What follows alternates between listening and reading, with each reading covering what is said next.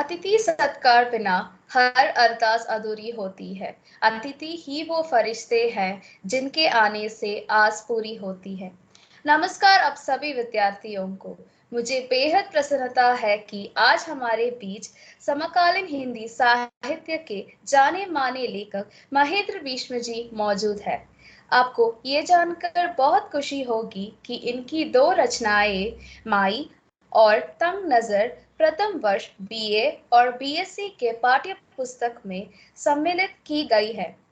Sir, हमारे लिए ये अत्यंत सौभाग्य की बात है कि आज आप हमारे बीच उपस्थित हैं और किन्नर विमर्श पर अपने विचार हमारे साथ साझा करेंगे। इससे पहले कि हम महेंद्र बिश्व जी से उनकी व्याख्यान के बारे में सुने, मैं आप सबके सामने उनका लघु परिचय प्रस्तुत करना चाहूंगी। महेंद्र बिश्व जी का जन्म महोबा उत्तर प्रदेश में हुआ था। वे उच्च न्यायालय इलाहाबाद की लखनऊ पीठ में निबंधन सह प्रधान न्यायपीठ सचिव है। उनके प्रमुख कहानी किन्नर कथा, जो किन्नर समुदाय समाज को मुख्य धारा में लाने का प्रयास करता है। उनकी दूसरी प्रमुख कृतियों में से एक का नाम है मैं पायल, जो लखनऊ की किन्नर गुरु पायल सिंह के जीवन संग्रह पर आधारित प्रेरक उपन्यास है। यह उर्दू, अंग्रेजी, तमिल में भी अनुदित की गई है। आपकी कहानी लालच और तीसरी कंबल में लघु फिल्म का निर्माण भी हो चुका है।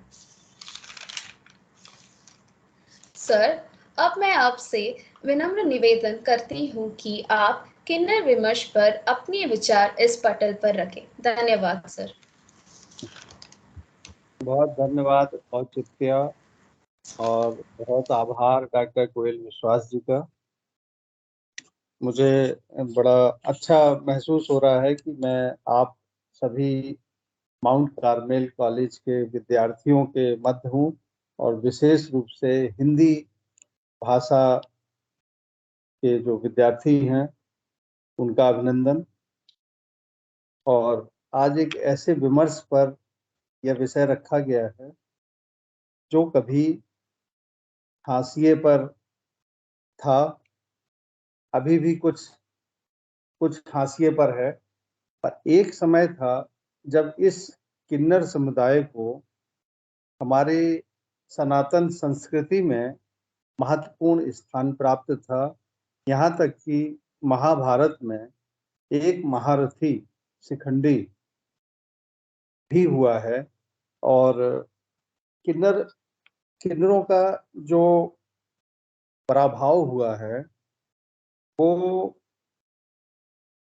कुछ शताब्दी पूर्व जब मुगल काल था, फिर अंग्रेजी शासन आया, तो उस समय इनका बड़ा पराभव हुआ है।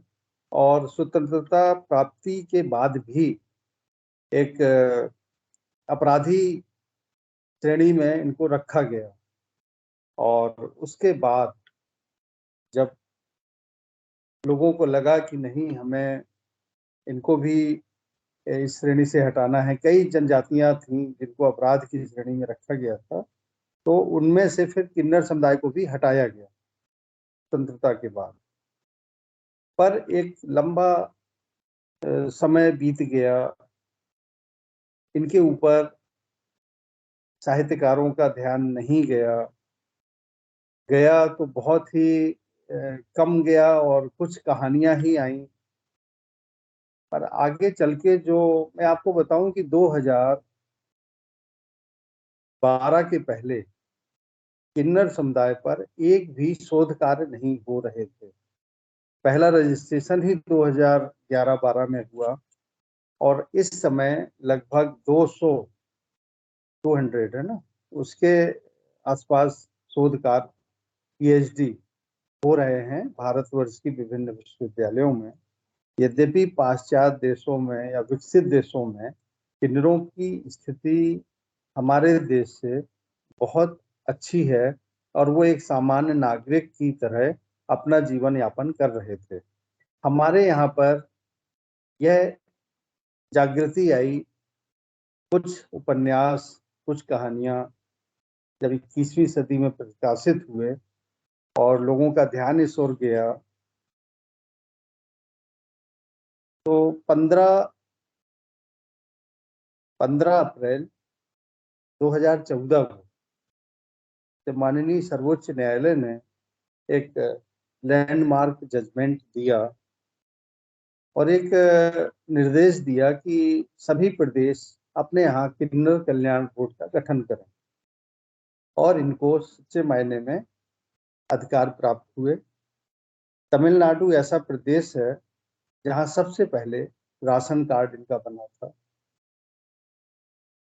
फिर आज वर्तमान स्थिति यह है कि अनेक प्रांतों में किन्नर कल्याण बोर्डों का गठन हो चुका है और एक किन्नर को वो सारे अधिकार प्राप्त हैं जो एक सामान्य नागरिक को प्राप्त होते हैं।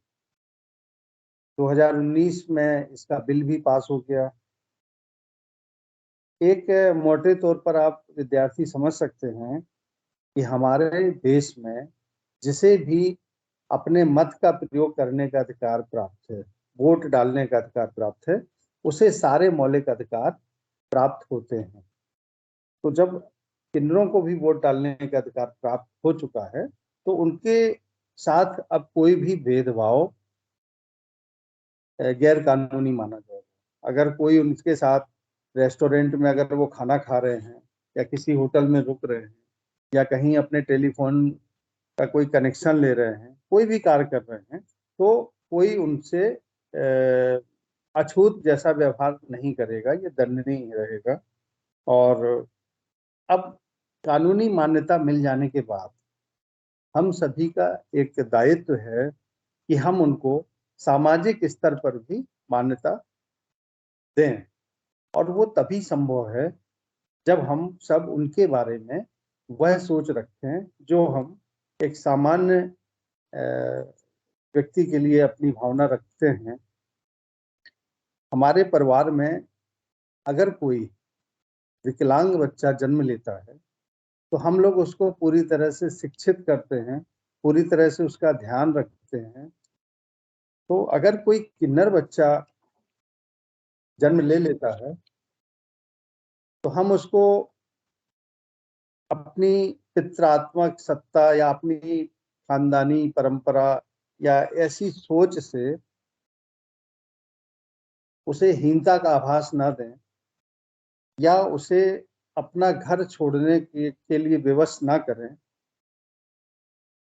इसमें जो परिवार के अलावा जो मोहल्ला है, समाज के लोग, उनका एक नैतिक दायित्व बनता है। यदि उस परिवार में कोई किन्नर बच्चा है तो उसके भाई को या उसके पिता को उसको इंगित करके कोई भी अपशब्द ना कहें।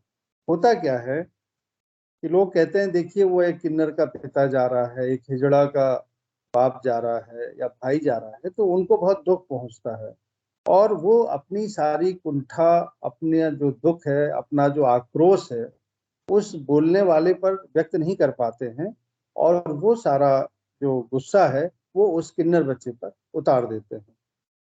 होता क्या है, कालांतर में वो बच्चा जब थोड़ा बड़ा होता है तो उसे लगता है कि मेरे कारण मेरे भाई या मेरे चाचा, मेरे ताऊ, मेरे पिता का अपमान हो रहा है।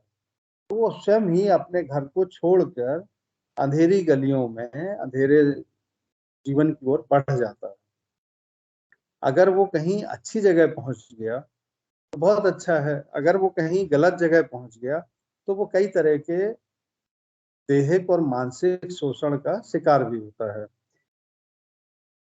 तो विस्थापन का जो दंश होता है, अपनी जगह से हटने का सबसे पहला जो दंश है वो उसे अपने ही परिवार वालों से ही मिलता है। होता क्या है कि जब वो बाहर निकल जाता है तो शिक्षा पीछे छूट जाती है। वो जब कक्षा 4-5 तक पढ़ता है तब तक तो उसके पास ज्ञान मिलता है और बाद में वो शिक्षा से दूर हो जाता है। तो किसी भी समुदाय या किसी भी समाज को यदि समाज की मुख्य धारा में आना है तो उसका शिक्षित होना बहुत जरूरी है। कोई भी वर्ग हो, तो अब शिक्षा का कैसे इनके अंदर प्रचार प्रसार हो, इसके लिए इग्नू ने, कई विश्वविद्यालयों ने अपने यहाँ व्यवस्था दे रखी है। पर ये सारी जो व्यवस्थाएं हैं ये अभी कुछ वर्षों से ही शुरू हुई हैं। और मेरा एक अथ किन्नर कथा संवाद व्हाट्सएप ग्रुप भी है।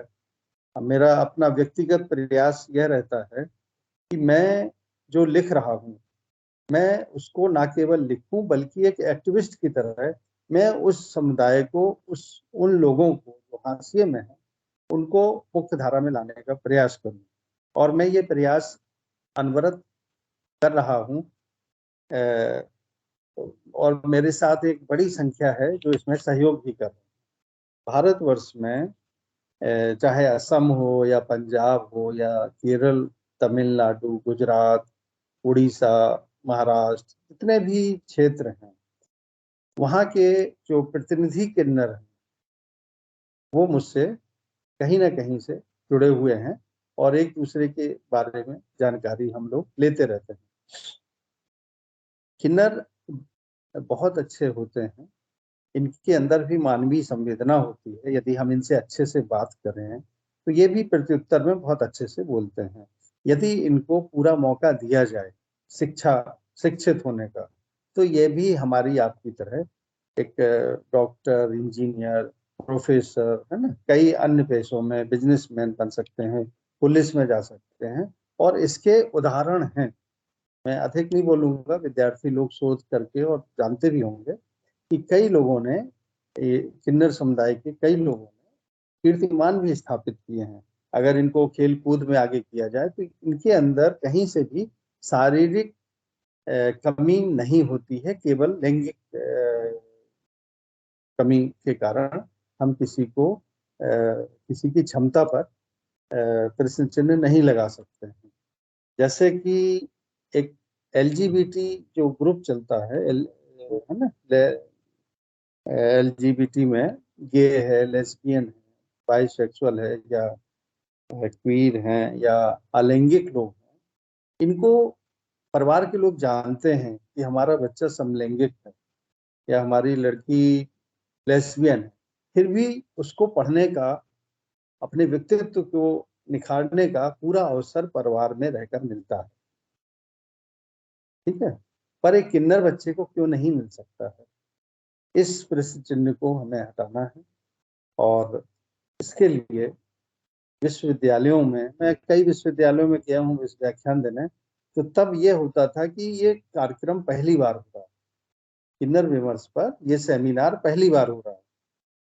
तो अब वहां पर वो जो पहली बार हुआ था, जैसे मैं एक उदाहरण दूं, बनारस हिंदू विश्वविद्यालय में मैं जब गया व्याख्यान देने, तो 100 वर्ष से अधिक का समय हो चुका था उस विश्वविद्यालय की स्थापना के बाद। पहला सेमिनार हुआ था जिसमें मनोबी बंदोपाध्याय भी आई थी कलकत्ता से। वो प्रिंसिपल भी रही हैं डिग्री कॉलेज की, और उनकी एक अपनी किताब भी आई है, पुरुष तन पर नारी मन करके, पढ़िएगा आप लोग।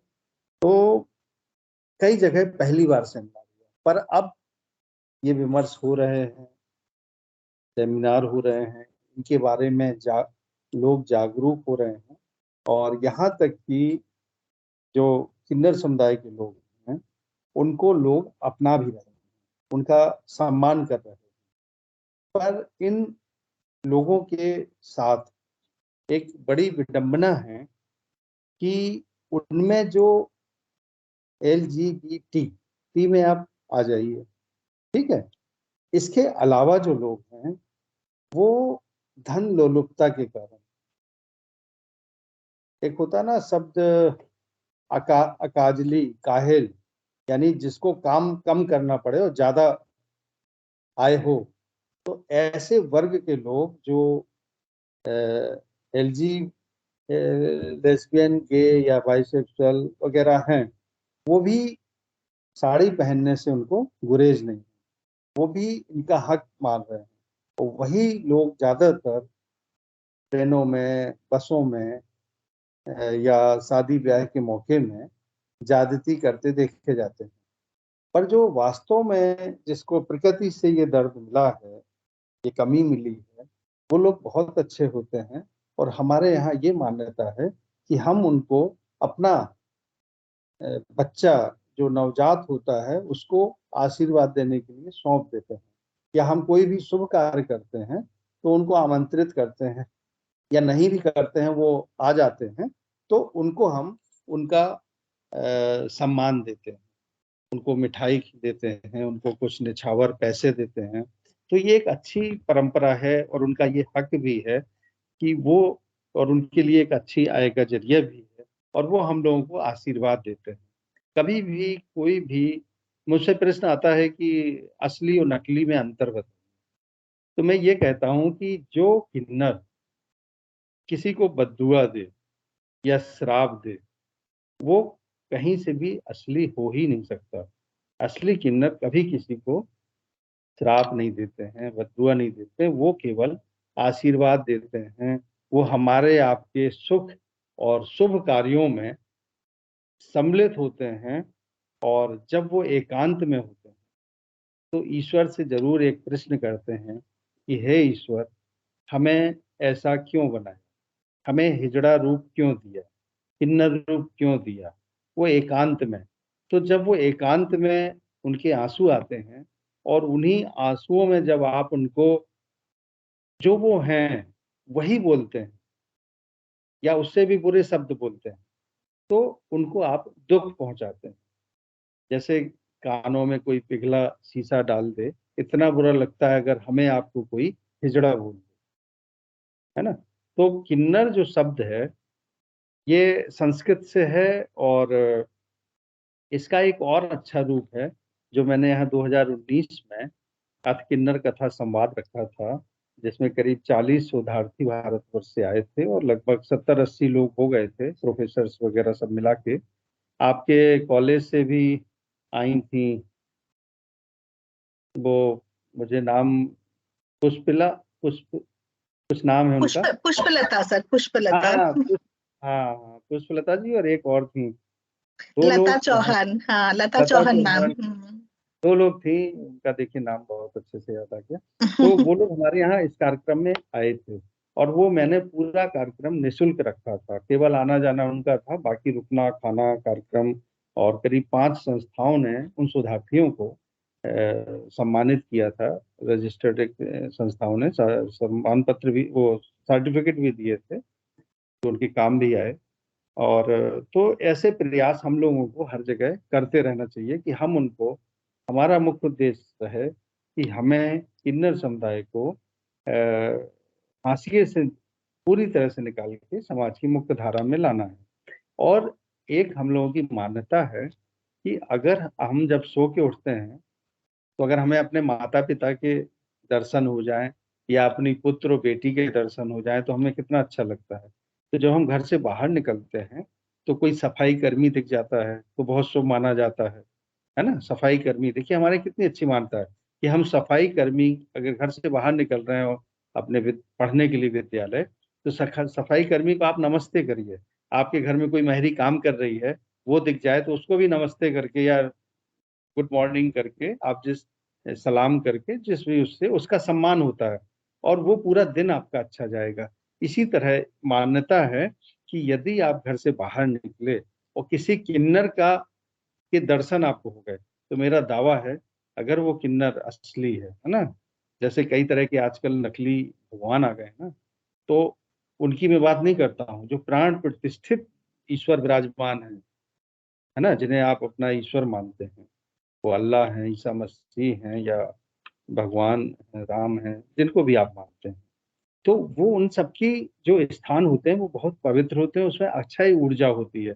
जब भी आप ऐसे स्थानों में जाते हैं तो आपको बहुत अच्छी अनुभूति होती है, आस्था जगती है। तो उनसे हमें जो आशीर्वाद मिलता है वो हमारे जीवन में काम आता है। तो पर अगर कहीं आप नकली जगह जाएंगे तो वहां आप अपेक्षा करें कि हमें आशीर्वाद मिले, तो वो कहाँ मिल पाएगा।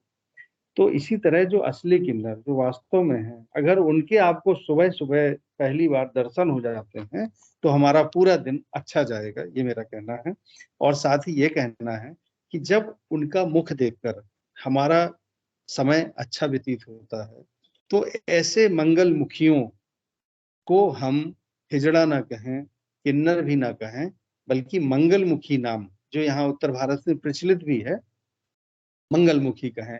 तो किसी को अगर हम अच्छे नाम से बुलाएंगे तो उसे सम्मान मिलता है और उसे अच्छा लगता है। बस ये इतनी सी बात है।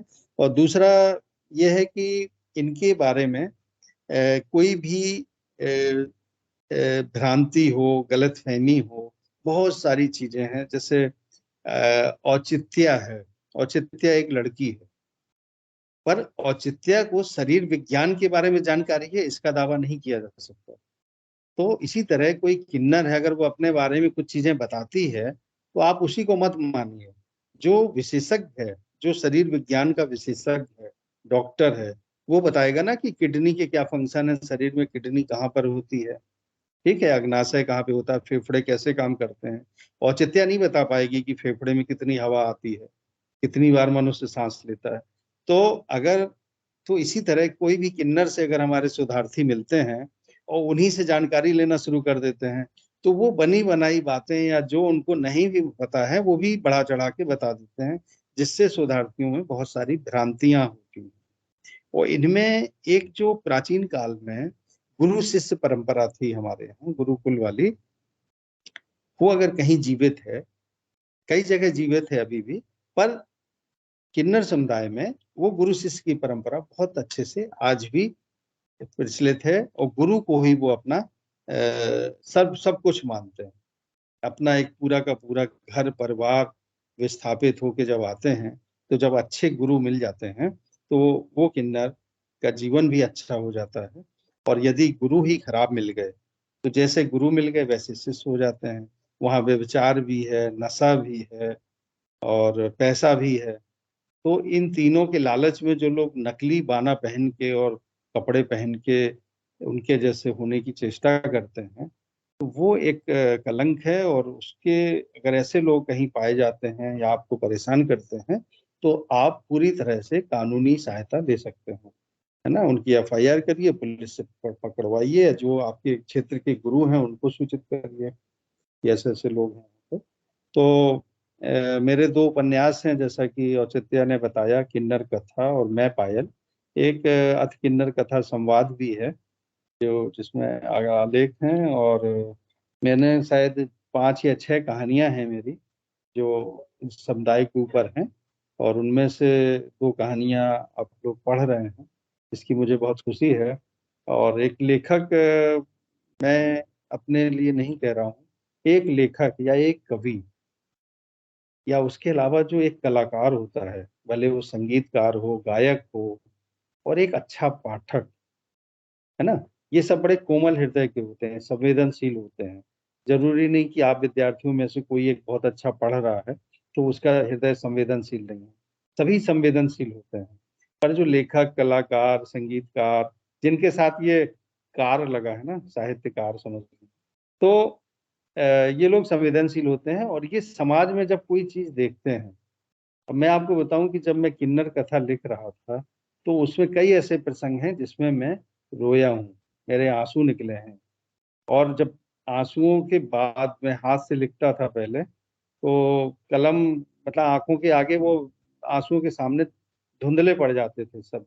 तो इसी तरह मैं पायल है, जब मैं उससे कई बार मिला, उसकी बहुत सारी बातें मैंने लिखी, तो मैंने खुद को पायल समझ के खुद एक किन्नर की तरह महसूस किया कि कैसे कैसे ये लोग अपना जीवन संघर्ष आगे देखते हैं, करते हैं। तो लेखक फिर वही चीजें लिख पाता है। और ये निश्चित है कि जब आप 1000 शब्द पढ़ेंगे तब आप 1-2 शब्द लिखने के काबिल हो जाएंगे। तो मैं उन्हीं लोगों में से हूँ कि जब मैं 1000 शब्द पढ़ लेता हूँ तो एक शब्द लिखने की मुझे मेरी क्षमता हो जाती है। तो आप लोगों से भी मैं ये कहूँगा, विद्यार्थियों से, कि आप अच्छा साहित्य पढ़िए, अधिक से अधिक पढ़िए। और हमारे अंदर राष्ट्र प्रेम की भावना होना चाहिए। हम जहाँ भी हैं, जिस भी पद में हैं, जो भी कार्य कर रहे हैं, जब आप कोई कार्य करते हैं तो आप एक बार हमेशा याद रखिए कि क्या मैं इस कार्य को करूंगा तो मेरी माँ जब पूछेगी कि बेटा ये कार्य पूछोगे कि करूं कि ना करूं, तो माँ कहेगी हाँ करो, तभी करो। और जब पिता मना करें कि नहीं ये कार्य नहीं करना है, या आप उस कार्य को करने के पहले ही ये सोचेंगे कि हम माँ बाप को बताएंगे तो हमारी तो हो जाएगी पिटाई, तो फिर ऐसे कार्य क्यों करें जो गलत है। और माता पिता से बड़ा इस संसार में कोई नहीं होता है, ईश्वर के बाद उन्हीं का स्थान है। तो आप माता पिता और गुरु ये हमेशा आपको सद्मार्ग पर ले जाते हैं, तो उनकी राय पर चलिए। और देश है तो हम हैं, है ना।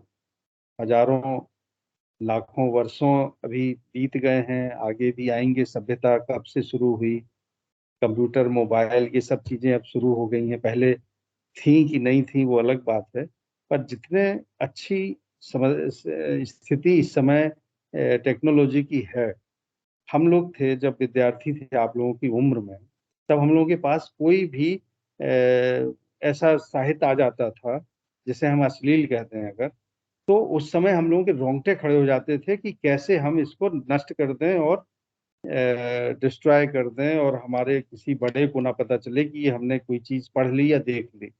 आज इंटरनेट के जमाने में मोबाइल में हर चीज उपलब्ध है, तो आप बच्चे जितने अच्छे तरीके से इन स्थितियों के बाद भी संयमित होके अच्छी शिक्षा ग्रहण कर रहे हैं, अच्छे वातावरण को विकसित कर रहे हैं, तो ये एक बहुत बड़ा गुरुतर कार्य आप लोग अपने साथ कर भी रहे हैं। तो मेरी बहुत शुभकामनाएं हैं।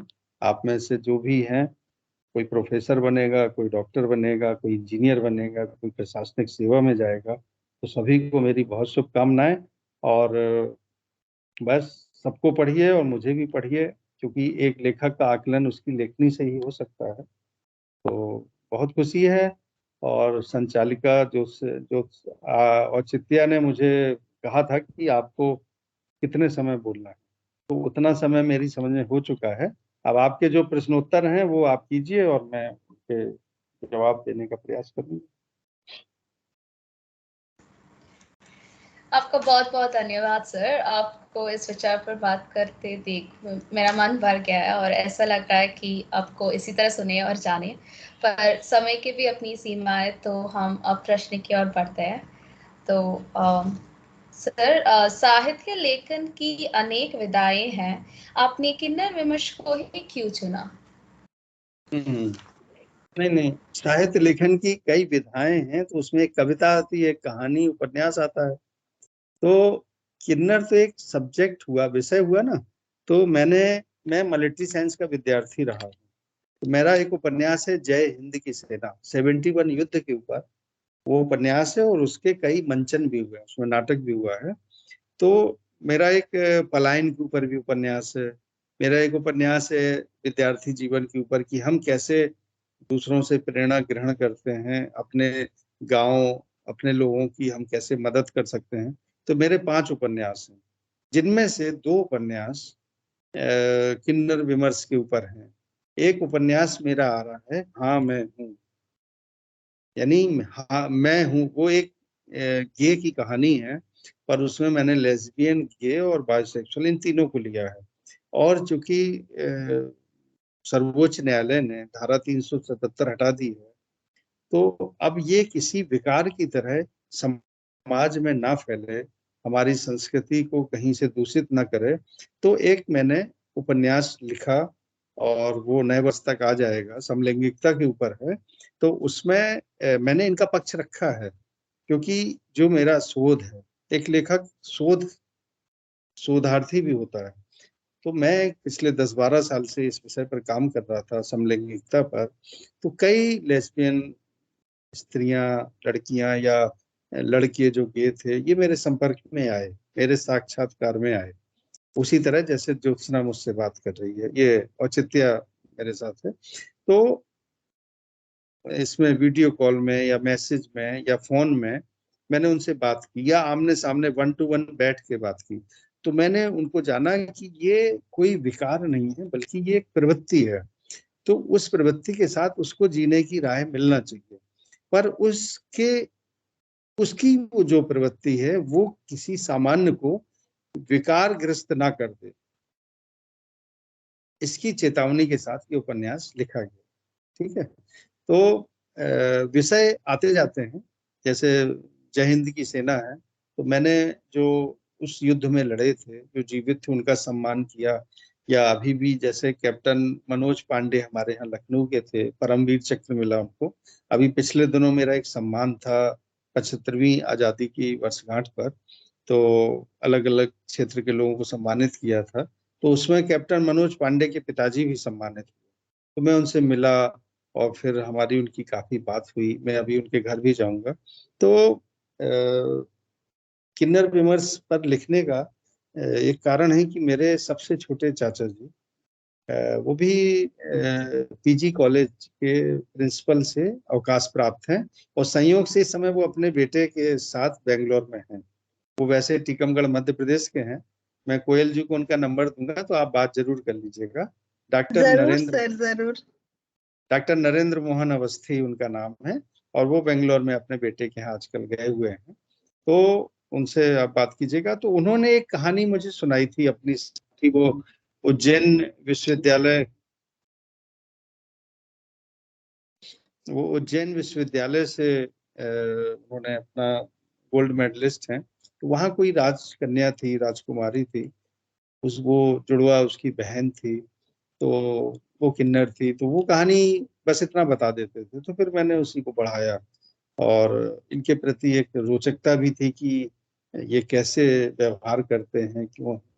और फिर पायल मिली किन्नर कथा के बाद, तो पायल से जब साक्षात्कार हुआ, तो ये हुआ कि लगभग एक जैसी कहानी है सभी की।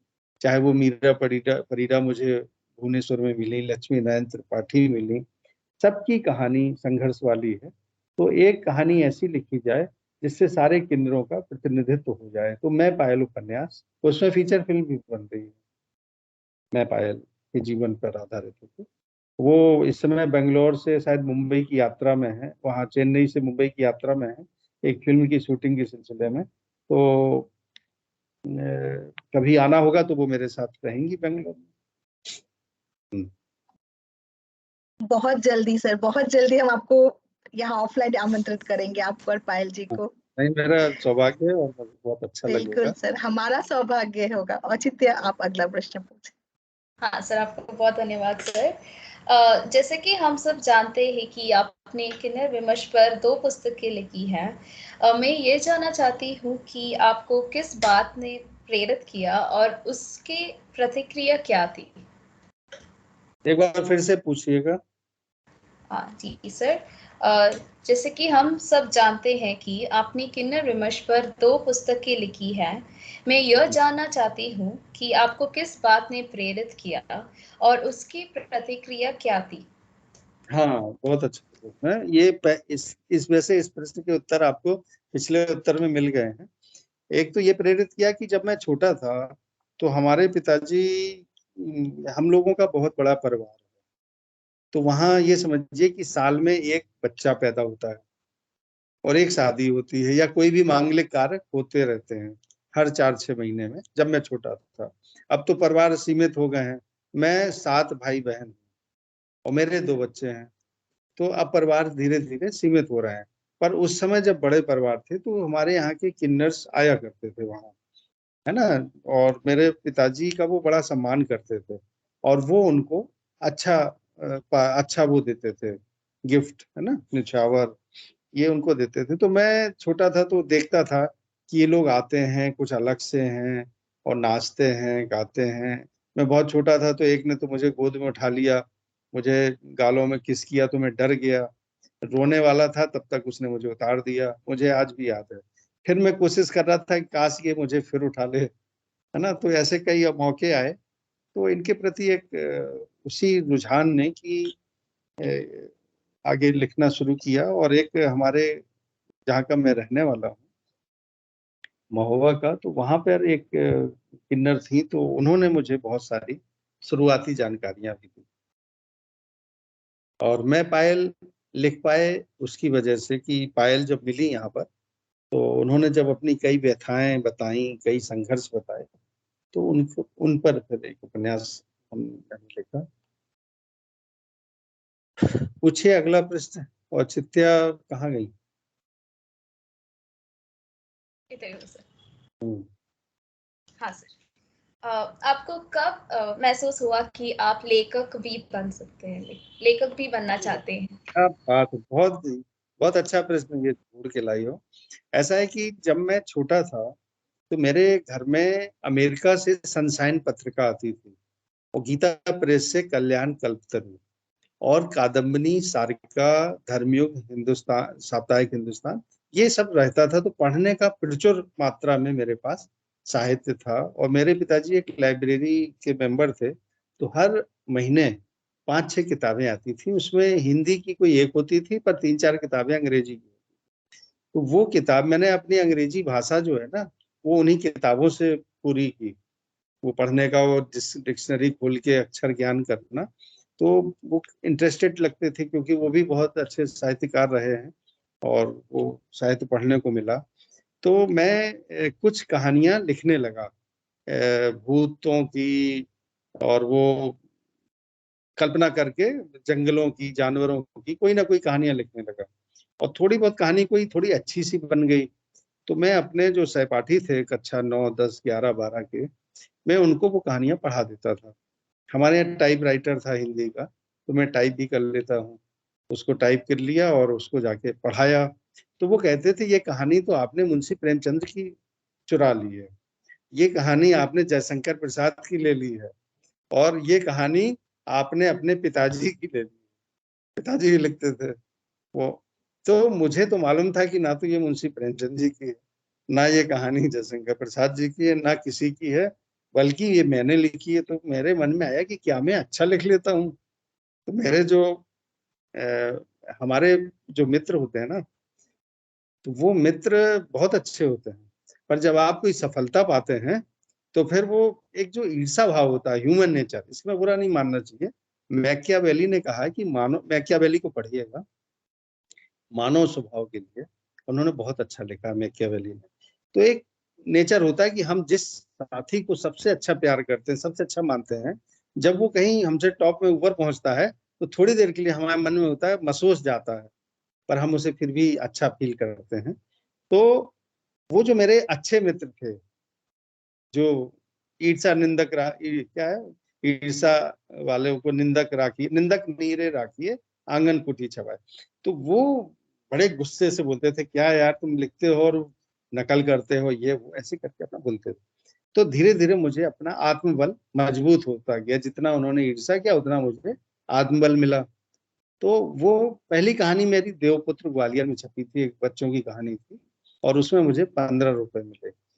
और मैं आपको बता दूं कि मेरा उपन्यास जय हिंद की सेना, वो मैंने ग्रेजुएशन के समय पे पूरा लिखा था। मैंने वो छपा 2010 में फिल्म से। मैंने एक उपन्यास लिखा था जो आखिरी दरख्त है, वो भी विद्यार्थी जीवन में लिखा था। और मेरा पहला कहानी संग्रह जब आया था तो वो सब उसी समय की कहानियां थी। और किन्नर कथा मैंने 2000 के बाद लिखना शुरू किया। तो बस एक कहानी छप गई, फिर वो लोगों ने वो अच्छी लगने लगी तो लिखते चले गए, फिर इस तरह से 10-12 किताबें आ गई। हो गए प्रश्न पूरे? हाँ सर, एक और है सर, हो गया। सर, आपने अब तक जितने भी पुस्तक लिखी हैं, आप अपने आप को सबसे अधिक किस पुस्तक के साथ संबंध कर सकते हैं और क्यों? ऐसा है औचित्य कि मेरे अभी 5-6 उपन्यास अधूरे हैं। एक उपन्यास में खनन माफियाओं पर लिख रहा हूँ पिछले 22 साल से। उसी उपन्यास में सेरोगेसी के ऊपर भी है, और मैंने सेरोगेसी, जो सेरोगेट मदर, उस पर बहुत शोध किया है। और एक स्त्री की कहानी है जो शुरू से लेके आखिर तक उसके साथ हमेशा अन्याय हुआ। वो बहुत ही रुला देने वाली कहानी है, तो वो तो अभी नहीं आई है। पर मैं एक कहानी है मेरी कि वो 8 साल का बच्चा है और उसके पिता नहीं है, और उसके मामा उसकी माँ की शादी किसी और से कर देते हैं। तो 8 साल का बच्चा अपनी दादी के यहाँ रहता है और उसकी क्या क्या फीलिंग है। और फिर वो माँ उससे मिलती है एक मेले में, केवल एक बार देखने के लिए कि मेरा वो बच्चा कैसा है। तो बहुत सारी संवेदनाएं आ जाती हैं और उसमें फिर आंसू आते हैं उसमें। तो वो कई कहानियां हैं ऐसी जो मुझे बहुत अच्छी लगती हैं अपने लिए, और मैं कभी कभी उन कहानियों को दोहराता हूँ और उनके लिखने के समय को भी दोहराता हूँ, तो अच्छा लगता है। और किन्नर कथा अगर आप में से किसी ने पढ़ा है तो किन्नर कथा में कुछ प्रसंग हैं। जैसे एक प्रसंग है प्रेम के ऊपर। प्रेम, ये सब युवा बच्चे हैं, और मैं अभी देख रहा था कि 100 के ऊपर लोग थे इसमें इस समय जो सुन रहे हैं। तो ये बड़ी अच्छी संख्या है, और बहुत कम ऐसा होता है कि इतनी ज्यादा संख्या मुझे दिखे, विशेषकर ऑनलाइन। मैं वहाँ गया था स्टेला मैरिस में, और एक वैष्णव कॉलेज है, और ये बनारस या अंबेडकर, ये यहाँ पे सरदार वल्लभ भाई पटेल आनंद गुजरात, तो वहाँ बहुत संख्या थी। 700-800 बच्चे एक साथ थे वहाँ पे। तो वो हिंदी के अलावा भी थे। और तिरुवारूर भी मैं गया हूँ। तिरुवारूर है ना केंद्रीय विश्वविद्यालय, मैं वहाँ भी गया हूँ। तो क्या मैं बोल रहा था, मैं भूल गया किस विषय पे बोलना था। यही हम लोगों की सबसे बड़ी कमी होती है कि हम अच्छा लोग। तो बेटा तुम अपना, हाँ, हाँ क्वेश्चन रिपीट कर दो। हाँ सर। तो आपने जब अब तक कितनी भी पुस्तक लिखे हैं, आप अपने हाँ आप को किस पुस्तक के साथ संबंध कर सकते हैं? हाँ कि, तो मैं प्रेम के ऊपर बोल रहा था, अब याद आ गया। तो एक किन्नर कथा में एक किन्नर है जो राज परिवार की है, और उसको मारने का आदेश उसके पिता दे देते हैं जब वो छोटी है, 4 साल, 2-3-4 साल। तो उसको वहां पे एक किन्नर ले जाता है गुरु, और वो उसको बेटी की तरह पालता पोसता है, बड़ा करता है, एक बहुत अच्छी नृत्यांगना वो बनती है, और वो बहुत सुंदर है। तो उससे एक लड़का है वो प्रेम करने लगता है, और वो लड़का भी टीनेजर से थोड़ा सा बड़ा है। है ना, हाई स्कूल पास कर लिया, 17-18 साल का है मनीष, और वो उसको प्रेम करता है। तो मैं बहुत उसमें था कि प्रेम होता क्या है। ठीक है, एक प्रेम होता है प्लेटोनिक लव, ठीक है, जिसमें वासना को कोई स्थान नहीं होता, अशरीरी प्रेम जिसको बोलते हैं हिंदी में। तो प्रेम की परिभाषा बहुत अच्छी है, और सबके अपने अपने तरीके हैं। जैसे आप अपनी माँ को प्रेम करते हैं, माँ बेटे को प्रेम करती है, पिता अपने पुत्र को प्रेम करता है। और जब वो पिता पुत्र को छोड़ने जाता है स्टेशन, इंजीनियरिंग में आ गया है या पढ़ने जा रहा है, तो आप लोग इस वेबिनार में इस समय यहाँ उपस्थित हैं। आप में से कोई भी के माता पिता ऐसे नहीं होंगे जो इस समय ये ना सोच रहे हो कि मेरी बेटी कहाँ है, मेरा बेटा कहाँ है। ऑनलाइन है तो हो सकता है घरों में हो आप लोग, तो उनको एक हमेशा आपकी चिंता रहती है। तो वो भी एक प्रेम है। भाई बहन का जैसा प्रेम कहीं वर्णन नहीं मिलता है। भाई बहन के लिए क्या नहीं कर दे, बहन भाई के लिए क्या ना कर दे, है ना। प्रेमी प्रेमिका का भी प्रेम है, पति पत्नी का भी प्रेम है। तो प्रेम की परिभाषा हर मायने में अलग है। और जिसने प्रेम नहीं किया, ठीक है, किसी को पुस्तक से प्रेम है, किसी को अपने क्रिकेट से प्रेम है, हॉबी जो उनकी अभिरुचि है। तो जीवन में अगर आपके अंदर प्रेम करने का मादा है तो आप कभी असफल हो ही नहीं सकते, दुखी हो ही नहीं सकते। जब भी आपको दुख हो, आप जिसको प्रेम करते हो उसको फोन कर लीजिए।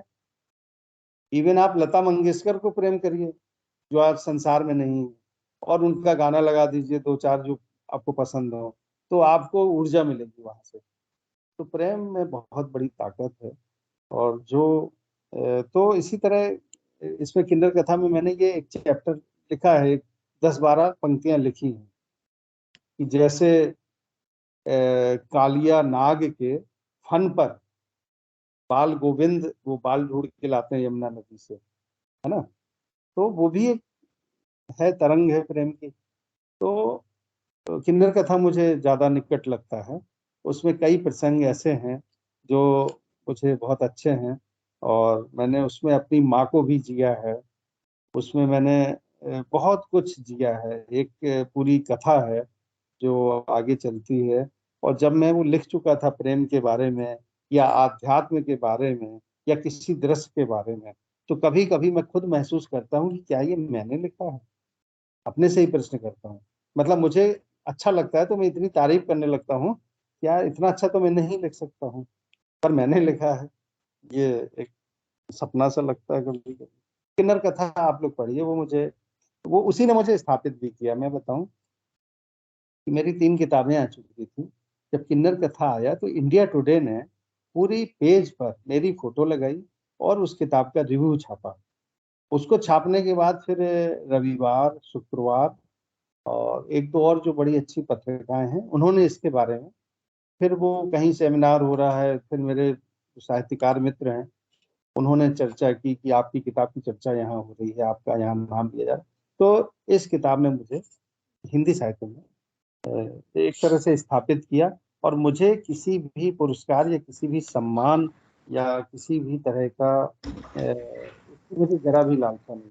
बस मेरी कहानी कोई पढ़ लेता है और उसका फोन आ जाता है कि सर मैंने आपकी ये कहानी पढ़ी, मैं आपसे 2 मिनट बात करना चाहता हूँ या चाहती हूँ, तो वो हम लोगों की एक सफलता होती है। और मैं आपको बताऊं कि आपकी जो विभाग अध्यक्ष हैं आदरणीय डॉक्टर कोयल विश्वास जी, ये बहुत अच्छी शिष्या हैं अपने गुरु जी। इनके गुरु जी और के साथ में आज वो नहीं है सदैव, पर एक उदाहरण मैं देता हूँ कि वो उनको बहुत मानती हैं, आदर देती हैं। और वहीं उन्हीं के साथ मेरी आपसे भेंट भी हुई थी विश्व पुस्तक मेला नई दिल्ली में। हाँ, और औचित्य जी सर, वो मेरी पहली किताब थी जिसका विमोचन हुआ और आप वहां पे, हाँ मैं पायल हूँ, शायद वो रिलीज हो रही थी उस दिन। हाँ हाँ, जी सही सर। है। आपकी ये बहुत जी अच्छी सर। स्टूडेंट है। इसका फोटोजेनिक चेहरा भी है, मुस्कुराहट, और जो एक पत्रकारिता होती है ना, जो जी सर। साक्षात्कार लेते हैं, तो उस तरफ भी देखना अगर मास कम्युनिकेशन में जाने का मन हो तो। सर, यहाँ पे हमारे ये जो भी कार्यक्रम है सारे स्टूडेंट संचालन कर रहे हैं और इस कोर ग्रुप में कुल मिला के 10 बच्चे हैं। सारा प्लानिंग इन्हीं का है। बच्चों ने एक बहुत मेहनत किया है। हम सिर्फ उनके पीछे हैं बस। और आपको एक बात बता दूं सर कि आपकी जो ये 2 कहानियां हैं 3 साल के लिए पाठ्यक्रम में लगी हुई है। उसके बाद हम शायद आपके किन्नर कथा से भी एक अंश लेंगे। अच्छा, यहाँ पे 500 बच्चे जो हैं, अभी पिछले साल 500 बच्चों ने पढ़ा है। इस साल 500 बच्चे पढ़ेंगे, फिर अगले साल 500 बच्चे। सर 1,500 बच्चे आपके ये रचनाएं पढ़ेंगे और इसके बाद भी बच्चे पढ़ते रहेंगे सर। बहुत अच्छा है। और जी मुझे सर। बहुत खुशी है क्योंकि जो पर्दे के पीछे होते हैं, मेरे भी 15-16 नाटक हुए हैं, तो हम लोग देखते हैं कि जो मंच पर अपना अभिनय दे रहा है उसको तो सब जान रहे हैं, पर जो निर्देशन दे रहा है, जो प्रकाश की व्यवस्था है या जिसने मेकअप किया, वो सब टीम एक होती है किसी कार्यक्रम को सफलता देने के लिए। तो जो 10 लोग हैं वो चित्या के साथ 10 अन्य लोग हैं, उन सबका भी बहुत साधुवाद है उनको। और इसी तरह टीम वर्क से ही किसी कार्यक्रम की सफलता तय होती है। जी। जी सर, आपका बहुत बहुत धन्यवाद। मित्रों, हमने पिछले 1 घंटे से महेश मिश्र जी का व्याख्यान सुना है और उनके जीवन का कुछ महत्वपूर्ण बिंदुओं को भी जाना है। तो मैं आशा करती हूँ कि आपको इस व्याख्यान से लाभान्वित हुआ है। और सर, हम अपनी पूरी हिंदी विभाग और माउंट कार्मेल कॉलेज की तरफ से आपको बहुत बहुत धन्यवाद। और हम आशा करते हैं कि भविष्य में भी हम आपको सुने और जाने। धन्यवाद सर। जी, बहुत बहुत धन्यवाद। जय हिंद, जय भारत। जी सर। सर 1 मिनट, एक फोटो के लिए बच्चों, कोर टीम आप लोग सब अपने अपने वीडियो ऑन कर लीजिए। सर मैं एक बार अब इनका परिचय करा दूं, जो सारे बच्चे पर्दे के पीछे हैं। जिन्होंने औचित्य को भी तैयार किया है। और सबसे खुशी की बात आपको ये सुनकर होगी सर, हमारे मैक्सिमम बच्चे नॉन हिंदी बेल्ट के हैं, हाँ बच्चे जी। साउथ इंडिया से हैं, मगर फिर भी हिंदी डिपार्टमेंट, हिंदी पढ़ने वाले बच्चों की संख्या सर इस साल 2300 है, अरे फर्स्ट और सेकेंड ईयर मिलाकर। जी सर, हमारा सबसे बड़ा लैंग्वेज डिपार्टमेंट है और बच्चे इतने चाव से पढ़ते हैं और हर प्रोग्राम में वो जुड़े होते हैं। इनमें से बहुत सारे बच्चे को हिंदी ठीक से बोलना भी नहीं आता है, मगर उनकी एनर्जी है जो हमें आगे कुछ करने के लिए प्रोत्साहित करती है। हम कहते हैं इट्स ओके, हिंदी से प्यार करो, अपनी भाषा, मातृभाषा से प्यार करो, वो सबसे बड़ी बात है। सबसे बड़ी बात है। और जी मैं हमेशा वक्तव्यों में एक बात बोलता हूँ कि हमें जो उत्तर भारत के हैं या दक्षिण भारत के हैं या पूर्वोत्तर के हैं, सभी को एक दूसरे की भाषाओं का कम से कम एक भाषा तो अतिरिक्त सीखनी चाहिए। और मैं बिल्कुल। आपको बता दूं कि मैं तमिल, मुझे पी सरस्वती जी सिखा रही हैं, जो एसोसिएट प्रोफेसर हैं चेन्नई मद्रास विश्वविद्यालय में। और काव्या एक शोधार्थी है LGBT की, वो मुझे मलयालम सिखा रही है। और मुझे मलयालम बोलने में कुछ शब्दों में बहुत आसानी हो जाती है, वो संस्कृत और हिंदी का कुछ ज्यादा है उसमें। और तमिल तो बहुत अच्छी भाषा है, विश्व की प्राचीनतम भाषा है संस्कृत के साथ। और कन्नड़ भाषा, मेरी एक कजिन है, उसे बहुत अच्छी कन्नड़ आती है। और इस समय उत्तराखंड में उसके हस्बैंड भी प्रोफेसर, प्रिंसिपल हो गए हैं वो डिग्री कॉलेज के। और मेरे जो भाई वहाँ रहते हैं बेंगलोर में, चाचा जी के बेटे जहाँ गए हुए हैं चाचा जी, वो सब कन्नड़ के शब्द बहुत अच्छे बोलते हैं। एक पुरोबी है शोधार्थी, वो बेंगलोर के पास कोई जिला है, वहां रहती है, पढ़ाती भी है, शोधार्थी भी है। तो वो पश्चिम बंगाल की है। तो बंगाली भी आती, अंग्रेजी भी आती, हिंदी भी आती, और कन्नड़ भी धारा प्रवाह आती। क्या तो बात मुझे है सर। कोई मुझे ऐसा गुरु दीजिएगा इन्हीं बच्चों में से जो मुझे कन्नड़ भाषा भी सिखाए, है ना। बिल्कुल सर, सिखा देंगे। सर मैं आपका परिचय करा दूं। सबसे पहले कीर्तना है, कीर्तना वी, उसके बाद है वृंदा नारायण, फिर है शबनम, उमा महेश्वरी, नेहा, और हमारे साथ और एक टीचर जुड़ी हुई हैं डॉक्टर वाणीश्री बुग्गी। ये जी। भी हिंदी एसोसिएशन में बहुत सक्रिय रूप से भाग ले रही है। नथानिया है हमारे साथ जुड़ी हुई, जी। और भी कुछ बच्चे हैं, मेरे ख्याल से उनका वीडियो और वो म्यूट है। हाँ ऑन नहीं हो रहा है। है वानी, तुम ऑन हो, तुम ऑन हो, हम तुम्हारी आवाज आ कार्मल रही है। में सब लड़कियां पढ़ती हैं क्या? जी सर, ये ऑल गर्ल्स कॉलेज है, विमेंस कॉलेज है, और ये बहुत ही प्रसिद्ध महिला महाविद्यालय है। और जो हमारी लड़कियां करती है सर, सचमुच मैं कहती हूँ काबिले तारीफ है। हाँ, हर नहीं, काम में ये आगे इसके हैं।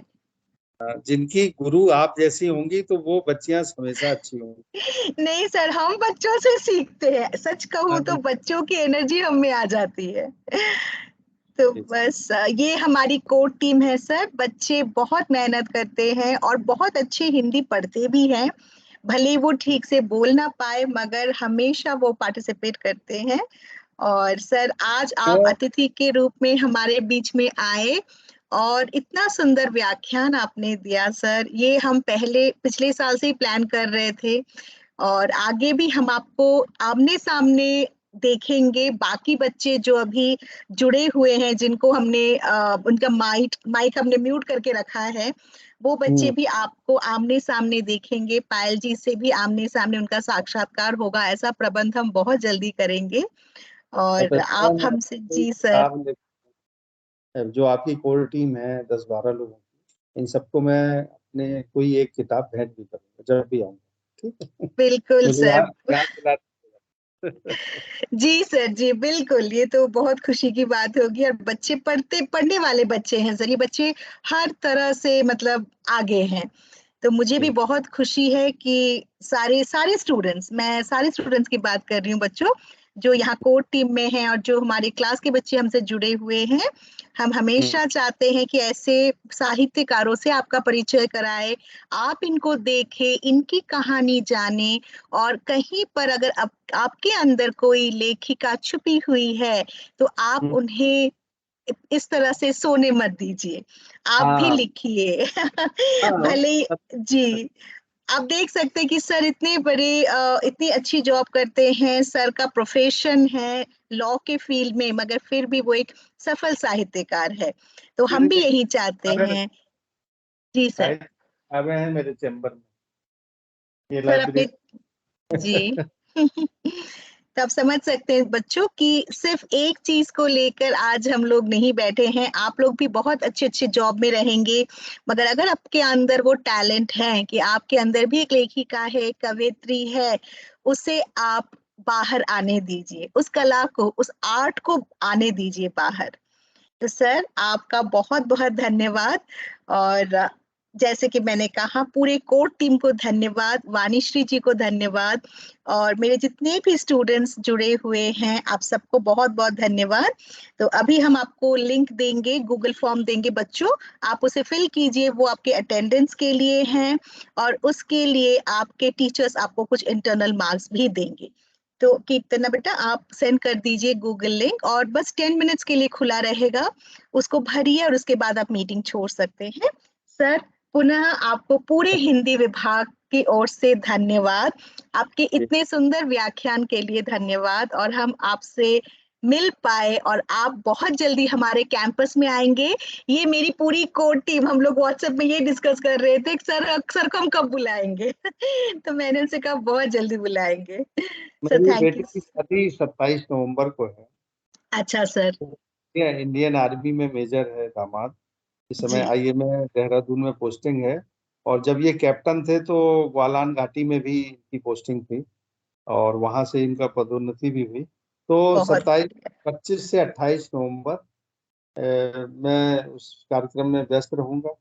जी सर। और अभी भी तय होगा तो पहले से तय हो जाएगा। जी सर, पहले से ही तय कर लेंगे डेफिनेटली। कोई बड़े प्रोग्राम में हम आपको बुलाएंगे जिससे पूरे हमारी 2300 बच्चे आपसे मिल पाए। हाँ, और थैंक कोई उसको वो नहीं है, कहते ही परेशान ना होइएगा। और अगर नहीं भी आ पाते हैं तो कभी भी हम लोग इस तरह से भी मिल लेंगे, है ना। जी सर, जी सर। थैंक ठीक यू, है, बहुत बहुत धन्यवाद। थैंक यू, को बहुत शुभकामनाएं। बहुत बहुत धन्यवाद सर। तो बच्चों अभी आप लोग, आपने कीर्तना आपने भेज दिया ना बेटा लिंक बच्चों को अटेंडेंस के लिए? Okay, thank you girls, for all the students who are with us, thank you so much. You get 5 marks for this as an internal marks, all the first year students here, and congratulations to the core team, yet another feather in your cap. ठीक है, तुम लोगों ने ये दूसरा programme भी बहुत बढ़िया किया है। औचित्या ऑसम, बहुत सुंदर। Thank you ma'am. उस दिन Thank वृंदा you. ने भी बहुत सुंदर किया, आज आपने भी बहुत सुंदर किया। आगे की जो लड़कियां हैं आप भी तैयार रहिए, और ये प्रोग्राम आप लोगों का है, आपके जूनियर्स देख रहे हैं, अगले साल वो करेंगे आपके आपके जैसे। ठीक है, तो इस रिकॉर्डिंग को आप लोग YouTube पे लाइव कर दीजिए, अपलोड कर दीजिए, और if there is anything Keerthana you can take over. Thank you girls, thank you so much. Thank you.